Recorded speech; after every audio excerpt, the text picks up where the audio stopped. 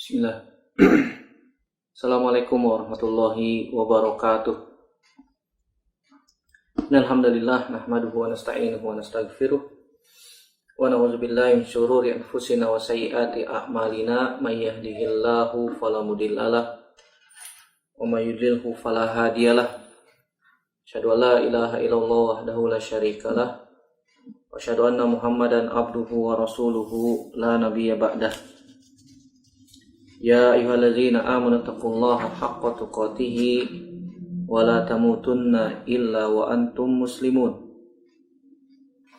Ya ayyuhan nasu taqu rabbakumul ladzi khalaqakum min nafsin wahidah wa khalaqa minha zawjaha wa batha minhuma rijalan katsiran wa nisaa'a wattaqullaha allazi tasaaluna bihi wal arham innallaha kana 'alaikum raqiba. Amma ba'du, fa inna asdaqal hadits kitabullah wa khairal hadi Muhammadin sallallahu alaihi wasallam wa syarrul umuri muhdatsatuha wa kullu muhdatsatin bid'ah wa kullu bid'atin dhalalah wa kullu dhalalatin finnar. Ayo ikhwah, jinallahu ayyakum ajmain. Alhamdulillah kita bersyukur pada Allah Subhanahu wa taala masih dipertemukan oleh Allah Subhanahu wa taala dalam majelis ini, dalam media ini untuk melanjutkan pelajaran kita dari kitab Ad-Durus Al-Yaumiyah. Kita masuk pelajaran yang ke-52. Min adabil masjid, adab-adab di masjid. Ketahuilah saudaraku rahimanallahu ajmain bahwasanya masjid adalah rumah Allah Subhanahu wa taala yang dibangun untuk mendirikan di dalamnya sholat, berzikir, dan segala hal yang kita lakukan untuk mendapatkan keriduan pahala dari Allah Subhanahu wa taala, menjalankan ketaatan kepada Allah Subhanahu wa taala. Begitu juga masjid adalah salah satu tempat yang dicintai oleh Allah Subhanahu wa taala. Oleh karena itu Nabi Shallallahu alaihi wasallam telah memberikan petunjuk ketika kita berada di dalam masjid. Di antaranya nanti kita akan sebutkan di dalam beberapa hadis Nabi Shallallahu alaihi wasallam. Oleh karena itu, bagi kita untuk senantiasa memperhatikan adab-adab ini. Masjid adalah makanun tayyibun, adalah tempat yang baik, wa mukirrut tayyibin, dan tempat tempat orang-orang yang melakukan kebaikan di dalamnya. Oleh karena itu, patut diperhatikan adab-adab berikut. Yang pertama, saudaraku rahimahullahi ajmain, di dalam sebuah hadis Nabi SAW dari Anas bin Malik radhiyallahu taala anhu, bahwasanya Nabi SAW pernah melihat nukhamatan fil qiblah. Nabi SAW pernah melihat ada ludah kering yang sudah mengering di arah kiblat masjid Nabi Shallallahu alaihi wasallam. Kemudian Nabi SAW pun mengeriknya. Kemudian di dalam riwayat yang lain dengan ranting, dengan kayu kecil. Kemudian Nabi SAW mengatakan, inna ahadakum idza qama fi sholatihi fa innahu yunaji rabbahu aw inna rabbahu bainahu wa bainal qiblati fala yabzuqanna ahadukum qiblatihi walakin an yasarihi aw tahta qadamaihi thumma akhadha tarafa ridaihi fabasaqa fihi thumma radda ba'dahu ala ba'din faqala aw yaf'alu hakadha, muttafaqun alaihi. Dari Anas bin Malik radhiyallahu taala anhu, semoga Allah meridhoinya, Nabi SAW pernah melihat ludah yang sudah mengering di arah kiblat masjid Nabi Shallallahu Alaihi Wasallam. Kemudian Nabi Shallallahu Alaihi Wasallam pun mengambil ranting kecil, kemudian Nabi kerik. Kemudian Nabi kerik dengan tangannya sendiri Shallallahu Alaihi Wasallam. Kemudian Nabi Shallallahu Alaihi Wasallam mengatakan, sungguhnya seorang di antara kalian berdiri kemudian melakukan sholat, bermunajat kepada Rabbnya, atau inna rabbahu bainahu wa bainal kiblati, sungguhnya Allah Rabb kalian antara dia dengan kiblat. Artinya Allah Subhanahu wa taala ketika kita sedang sholat berada di hadapan kita. Fala yabzuqanna ahadukum, janganlah kalian atau seorang di antara kalian meludah ke arah kiblatnya ketika sholat. Tetapi kalau terpaksa kita ingin meludah atau membuang ludah ketika dalam sholat, an yasarihi, maka ke arah kiri, au tahta qadamaihi, atau meludah ke bawah kakinya. Kemudian Nabi SAW mencontohkan mengambil ujung pakaiannya, kemudian Nabi meludah di pakaian tersebut, kemudian dielap, kemudian dikembalikan ke tempatnya. Nabi SAW mengatakan au yaf'alu hakadha, atau kalau dia ingin meludah, maka kalau ingin meludah dan terpaksa meludah, maka dia persiapkan tisu atau kain atau sapu tangan, kemudian dia ludahkan di sapu tangan atau tisu tersebut, kemudian masukkan ke dalam saku. Zaman dahulu, zaman Nabi nggak ada tisu ya, jadi pakai semacam selendang atau semacam baju. Zaman dulu Nabi SAW pakaiannya hanya terdiri dari dua helai, bagian atas dan bagian bawah. Bagian atas disebutnya rida, bagian bawah disebutnya izar, seperti pakaian umroh atau seperti pakaian haji. Makanya dalam riwayat ini disebutkan summa akhadha tarafa ridaihi, kemudian Nabi SAW mengambil ujung ridanya, ujung pakaiannya. Kemudian Nabi SAW meludah ke ujung ridanya Nabi SAW, kemudian diselempangkan kembali. Atau dia melakukan seperti ini, kata Nabi SAW.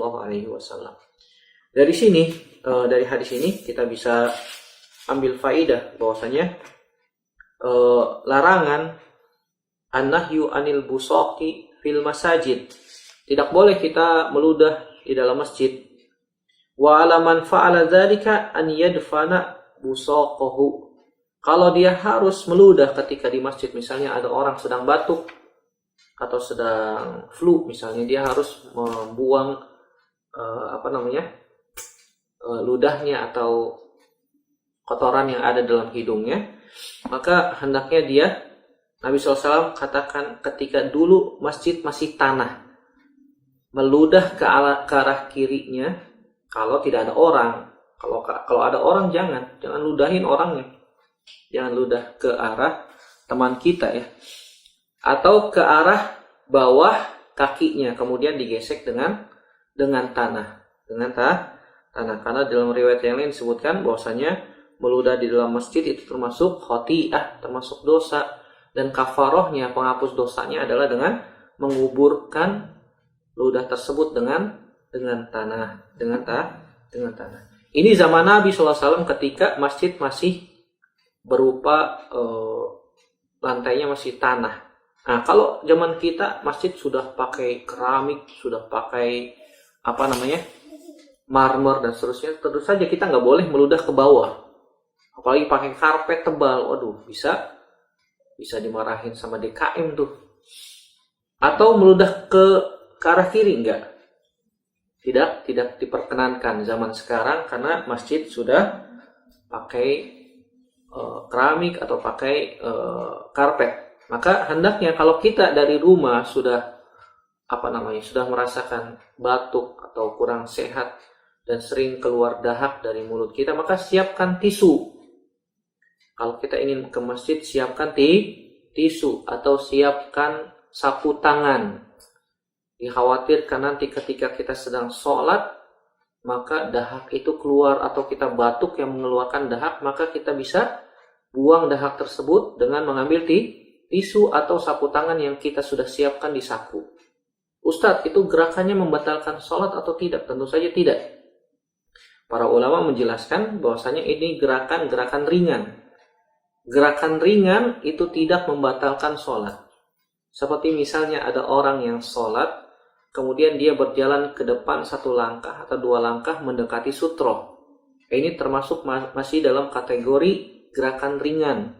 Gerakan ringan tidak membatalkan sholat. Sebagaimana Aisyah radhiyallahu taala anha pernah sholat di dalam rumahnya, kemudian Nabi Shallallahu Alaihi Wasallam masuk ke dalam rumah mengetuk pintu, kemudian Aisyah berjalan ke arah pintu 1 langkah, kemudian membukakan pintu untuk Nabi SAW, kemudian mundur lagi 1 langkah, kemudian melanjutkan sholatnya dan tidak membatalkan sholatnya. Dan Nabi SAW tidak mengingkari hal tersebut. Artinya apa? Gerakan tersebut ringan, tidak membatalkan sholat. Apalagi hanya sekedar mengambil tisu atau sapu tangan dari saku untuk membuang ludah atau dahak yang keluar dari mulut kita, untuk dikembalikan lagi disimpan di dalam tisu. Nanti ketika sudah selesai sholatnya, maka tisu tersebut kita buang di tempat sampah. Maka ini tidak membatalkan sholatnya, dan sholatnya tetap sah. Jadi caranya seperti itu.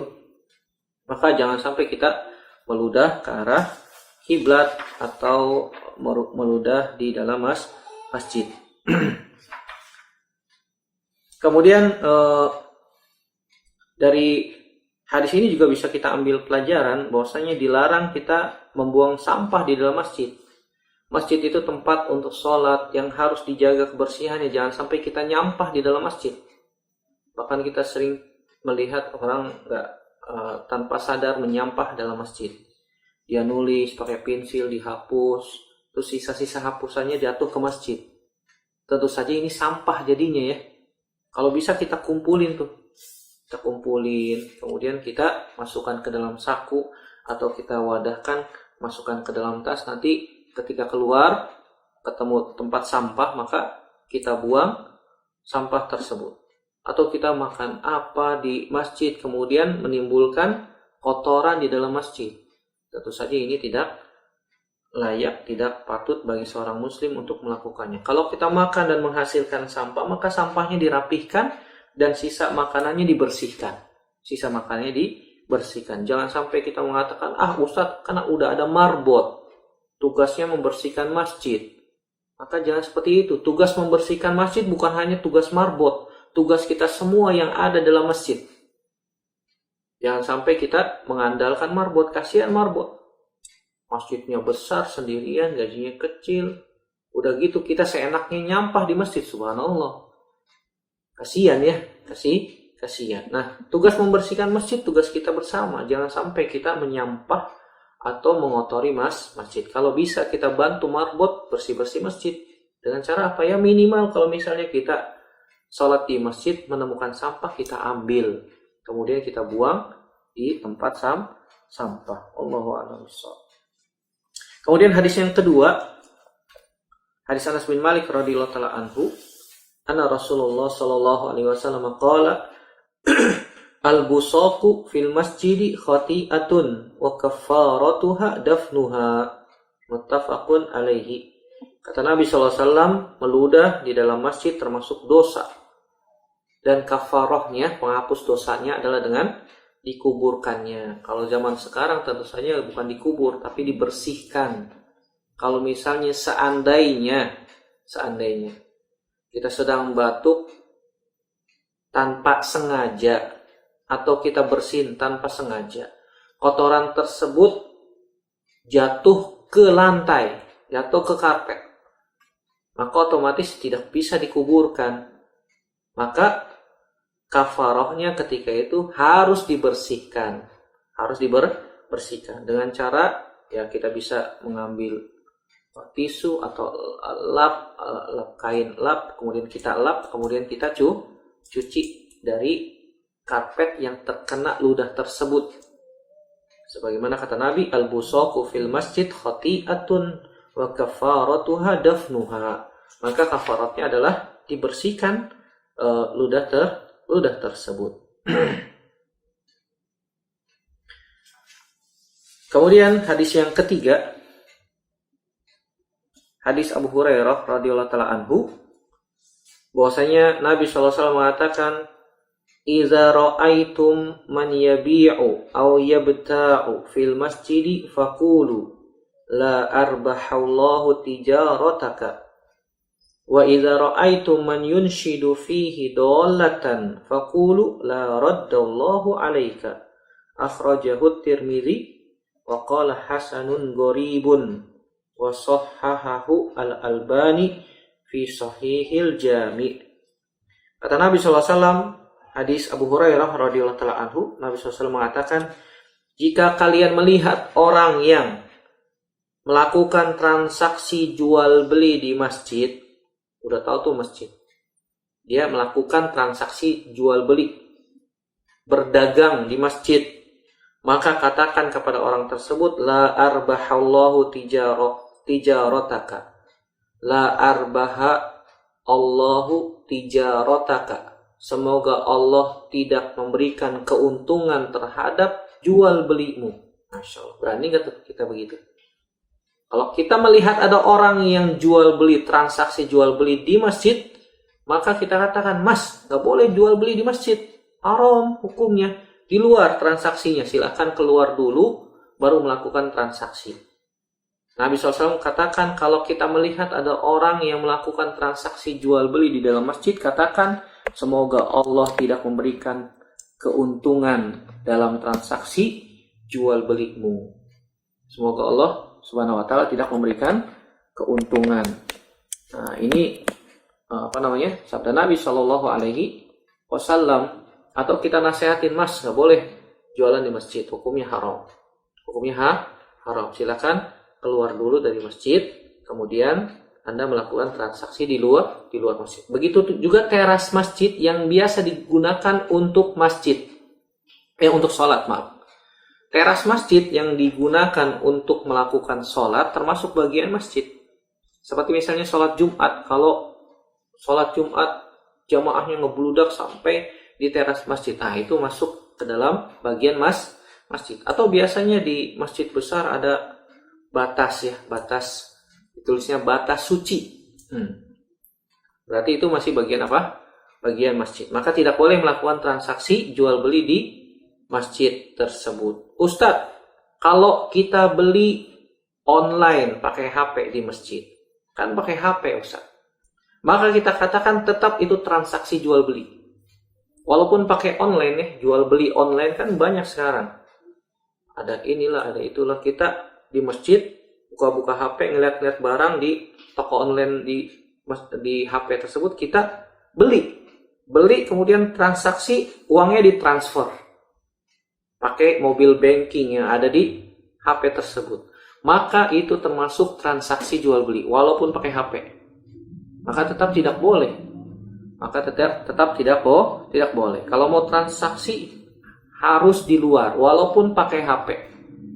Walaupun pakai HP, beli barang dari toko online, kemudian uangnya ditransfer lewat mobil banking dan melalui HP, dan dia ada di masjid, maka ini tetap hukumnya tidak boleh. Maka dia sudah melakukan transaksi jual beli. Begitu juga transaksi bayar hutang ataupun yang lainnya. Dari sini kita bisa ambil pelajaran adab yang kedua dalam masjid, tidak boleh melakukan transaksi jual beli dalam masjid. Hukumnya haram. Tahrimul bai'i wasyira'i fil masjid li amri Rasul sallallahu alaihi wasallam bid-du'a'i ala man fa'ala dzalika. Diharamkan melakukan transaksi jual beli dalam masjid berdasarkan perintah Nabi sallallahu alaihi wasallam untuk mendoakan orang yang melakukan transaksi jual beli tersebut, didoakan oleh Nabi, la arbahallahu tijarataka, semoga Allah tidak memberikan keberkahan, tidak memberikan keuntungan dari perdaganganmu. Didoakan sama Nabi SAW. Kita juga diperintahkan untuk mendoakan orang tersebut yang melakukan transaksi jual beli. Tentu saja setelah kita nasihati ya. Zaman sekarang kita berdakwah dengan cara santun, dengan cara yang baik, mas. Silakan transaksi jual belinya di luar. Kalau tetap ngeyel, nih ada hadis Nabi SAW. Nabi perintahkan kita untuk mendoakan orang yang tetap ngeyel transaksi jual beli dalam masjid. La arbahallahu tijarataka, semoga Allah tidak memberikan keuntungan terhadap transaksi jual belimu. Ayo, Mau pilih mana? Silakan keluar masjid. Silakan keluar dari masjid untuk transaksi di luar masjid. Kita ingatkan ya. Ini adab yang kedua, yaitu tidak boleh melakukan transaksi jual beli dalam masjid. Adab yang ketiga masih dalam hadis Abu Hurairah radhiyallahu taala anhu. Nabi SAW mengatakan, wa idza ra'aitum man yunshidu fihi dallatan faqulu la raddallahu alaika. Kalau engkau melihat ada seseorang, jadi adab yang ketiga masih di dalam hadis Abu Hurairah ini, Nabi SAW katakan, wa idza ra'aitum man yunshidu fihi dallatan faqulu la raddallahu alaika. Akhrajahu Tirmizi. Kalau kalian melihat seseorang yang mengumumkan barang yang hilang di dalam masjid, maka katakan semoga Allah tidak mengembalikannya kepadamu. Dari sini kita bisa ambil pelajaran, tidak boleh mengumumkan barang hilang dalam masjid. Misalnya ada barang hilang, diumumkan telah hilang, kan gitu. Telah hilang kunci motor ini, merek ini, dengan kriteria ini dan itu di masjid, bagi yang menemukan harap hubungi DKM. Nah, ini mengumumkan barang hilang. Ini tidak diperkenankan. Kata Nabi SAW, jika kalian melihat ada orang yang mengumumkan barang hilang dalam masjid, katakan, semoga Allah tidak mengembalikannya kepadamu. La raddallahu alaik. Hadis ini sahih diriwayatkan Imam Tirmizi. Kata Imam Tirmizi, hadis hasan gharib. Kata Syekh Albani, hadis ini sahih dalam Sahihul Jami. Dari sini kita bisa mengambil pelajaran, ada di dalam masjid yang ketiga tidak boleh mengumumkan barang yang hilang dalam masjid. Begitu juga para ulama membahas tentang mengumumkan orang meninggal dalam masjid. Nah, ini juga sama ya, tidak boleh. Tidak boleh mengumumkan orang meninggal dunia di masjid. Maka kalau ada orang meninggal, maka kita bisa dari keluarga yang meninggal, maka cukup memberitahu keluarga dekat saja. Tidak perlu sampai diumumkan di dalam masjid. Tidak perlu diumumkan dalam masjid. Allahu taala a'lam bishawab. Makanya para ulama mengatakan tahrimus su'ali anid dolati fil masjid. Haramnya mengumumkan barang-barang yang hilang di masjid. Kemudian hadis yang keempat, hadis Abdullah bin Umar radhiyallahu taala anhuma. Begitu juga hadis yang kelima, nanti ada hadis Jabir bin Abdullah radhiyallahu taala anhu. Hadis Abdullah bin Umar radhiyallahu taala anhuma, Nabi SAW mengatakan, man akala min hadhihi syajarah, yakni tsaum, fala yaqrabanna masjidana, muttafaqun alaihi. Dalam hadis Jabir bin Abdullah radhiyallahu taala anhu, Nabi SAW mengatakan, man akalal basal awil tsaum awil kurras fala yaqrabanna masjidana fa innal malaikata tata'adza mimma yata'adza minhu banu Adam. Akhrajahu Muslim. Jadi adab yang keempat ketika di dalam masjid adalah larangan masuk ke dalam masjid ketika mulut kita bau atau badan kita mengeluarkan aroma yang tidak sedap.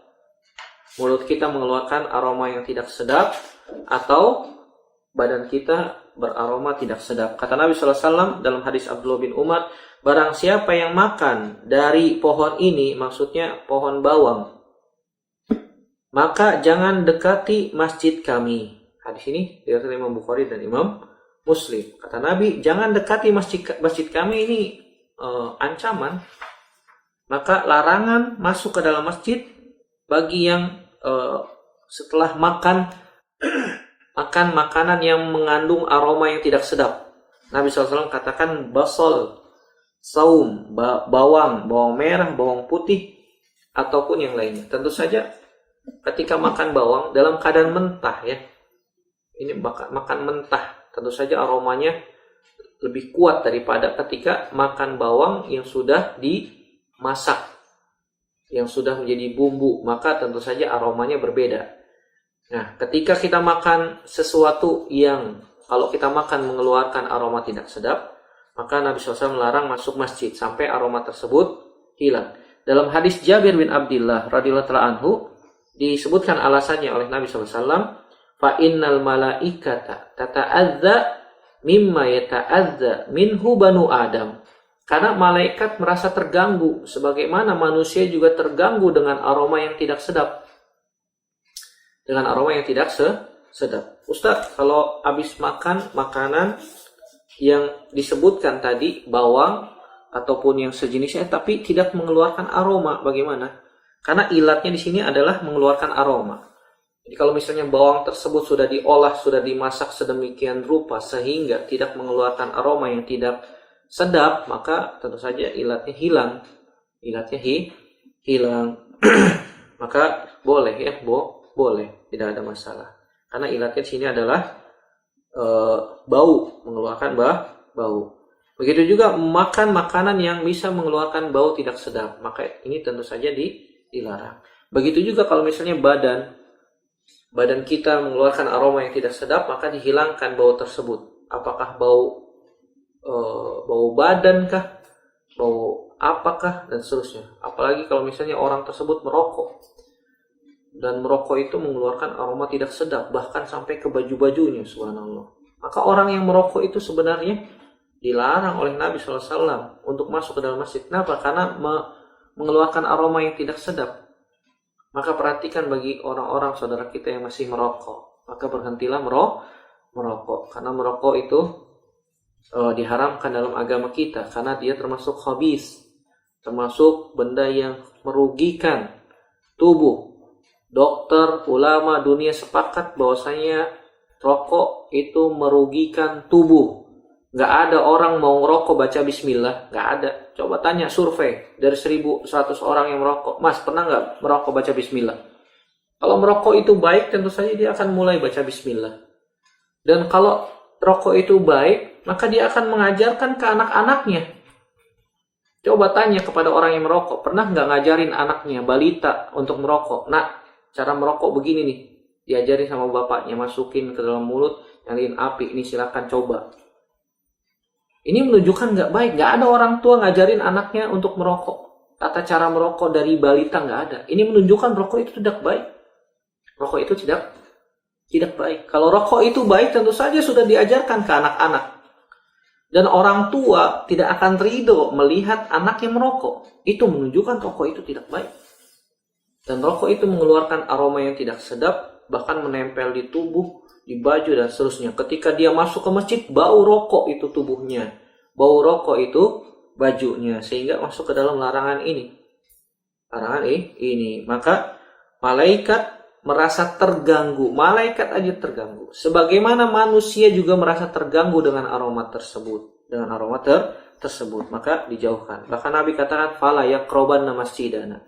Jangan dekati masjid kami, kata Nabi SAW.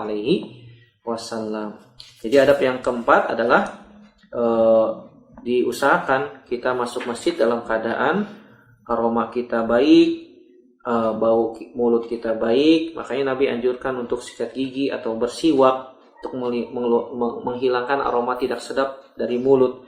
Begitu juga pakai minyak wangi supaya tubuh kita wangi. Kalau misalnya dia mengeluarkan bau badannya mengeluarkan aroma tidak sedap, maka pakailah penghilang bau badan tersebut, sehingga kita masuk ke dalam masjid dalam keadaan baik, beraroma baik. Kemudian adab yang kelima adalah membangun masjid dengan tidak berlebihan, serta menghiasi masjid tidak berlebihan. Sebagaimana hadis Aisyah radhiyallahu taala anha, dia berkata, amara Rasulullah sallallahu alaihi wasallam bibina il masajid fid duri ay al ahya wa an tunazzafa wa tutayyab. Akhrajahu Abu Daud wa sahhahahu al Albani fi al Mishkati al Masabih. Itu juga hadis yang ke-7, hadis Abdullah bin Abbas radhiyallahu taala anhuma.